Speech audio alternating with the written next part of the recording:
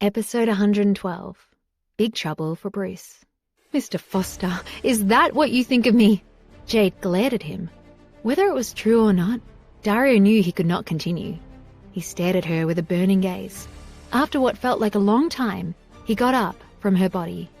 I'll get you some hot water to soak your feet. You should get some rest. But if you tease me like this in a few days, you know the consequences, Dario said, his voice full of meaning. Jade's heart skipped a beat. When her period was over, she wouldn't be able to play around with him anymore. She felt like a little sheep sitting on the lap of the big, bad wolf. Dario poured a basin of hot water for her to soak her feet. Jade's body had been treated very badly yesterday, and she needed to take good care of herself to recover. Jade shyly looked at the handsome man squatting before her. He dipped a washcloth into the water and began to carefully wash her feet. Her heart flooded with warmth. This was the second time he'd washed her feet. No one had ever been so good to her. Mr. Foster, how are you so wonderful? I am slowly losing control of my heart. Can I fall in love with you? Outside the Washington Public Security Bureau, many reporters were gathered. Bruce Stevens' arrest had caused quite a stir. Bruce's father, the CEO of Stevens Group, was also affected.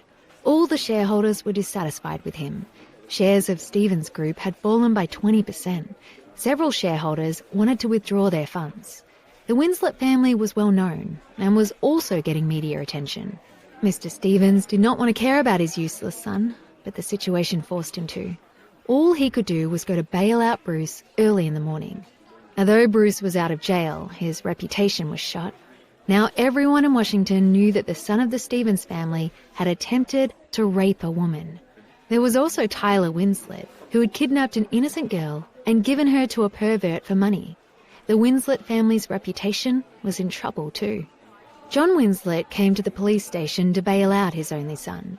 However, Tyler's crime was too serious, and everything that had happened began with him. He and Tom Bergstrom were not bailed out and were still in jail. John Winslet had even used his family connections in the police station, but it was still useless. This made him furious.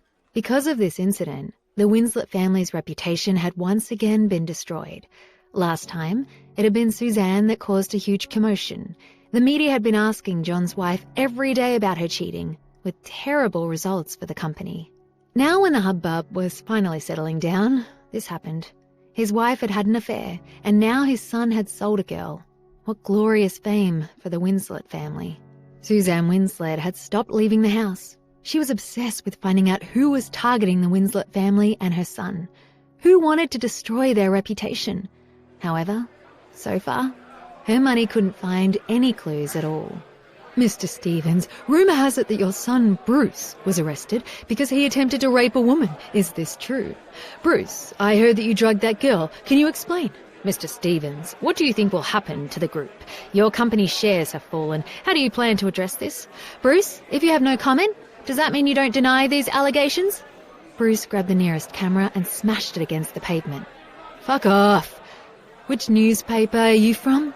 Another reporter tried to take a picture, and he smashed her camera too. Mr. Stevens' bodyguards circled both him and Bruce, cutting them off from the reporters and moving towards the car. Bruce's father was still expressionless. He didn't say a word until they reached the car. Then he asked coldly, "Wasn't this embarrassing enough already?" He pushed his son into the car. They sat side by side in the back seat. Bruce's father turned to him with a stern expression. "Bruce, what are you doing?" he demanded. "You can play with women if you want. I certainly don't care, but this is unacceptable. Do you know what this will do to my company?" Bruce just glared at him coldly. After a moment, Mr. Stevens looked away. Bruce leaned back in his seat, exhausted. He didn't sleep last night. When had Bruce Stevens, the golden boy, ever suffered such humiliation? He had actually been beaten by that man until he could barely move. Bruce hadn't gotten a good look at the man's face, but he was pretty sure he knew who it was. Dario Foster. Again. Damn that Dario Foster straight to hell. He was going to pay for this. Bruce drew back his fist and punched right through the car window. His knuckles blazed with pain and his eyes watered, but he didn't make a sound. Mr. Stevens didn't say anything either, just looked at Bruce and the window. He'd never seen Bruce like this. He had to investigate what had happened last night. Who was this man who dared to make enemies of the Stevens family and the Winslet family at the same time? In Daria's apartment, Jade thought she'd never felt so relaxed. After Daria washed her feet, he gently patted them dry with a soft towel. He put on socks for her. Although Jade was still a little embarrassed, she couldn't resist. Daria had taken off his suit jacket to wash her feet. Jade stole a glance and saw that the top buttons of his shirt were open, exposing his muscled chest. Jade's mouth went dry with lust. She didn't see how such a busy person could have time to maintain a perfect body. He really was unbelievable.